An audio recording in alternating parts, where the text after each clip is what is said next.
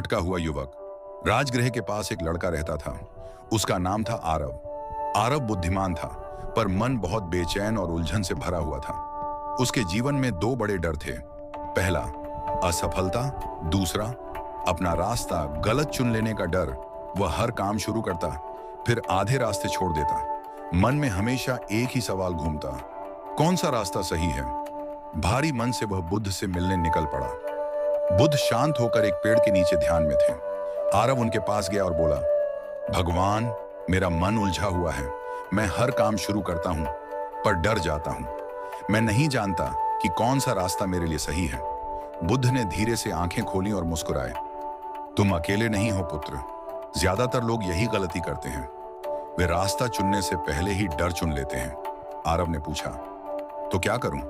बुद्ध बोले, चलो मैं तुम्हें कुछ दिखाता हूं। बुद्ध आरव को जंगल के अंदर ले गए, जहां दो रास्ते दिख रहे थे।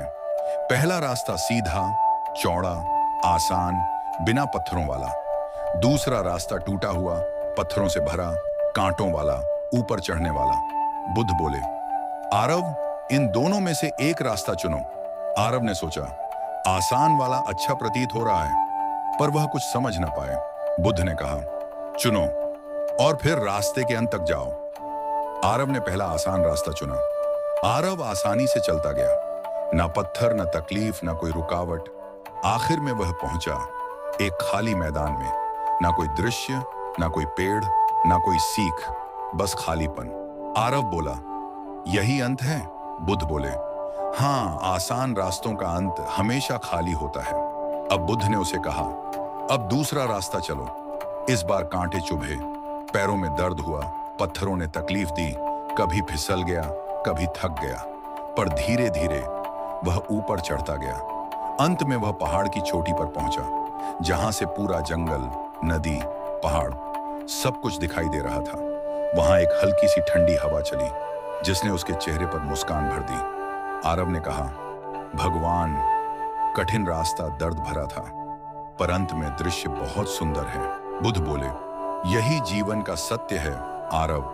आसान रास्ता दर्द कम देता है, पर फल भी बहुत कम देता है। कठिन रास्ता दर्द देता है, पर वही रास्ता तुम्हें ऊंचाई पर ले जाता है। अगर तुम जीवन में ऊंचा देखना चाहते हो, ऊंचा पाना चाहते हो, तो कांटों वाले रास्ते से ही गुजरना पड़ेगा।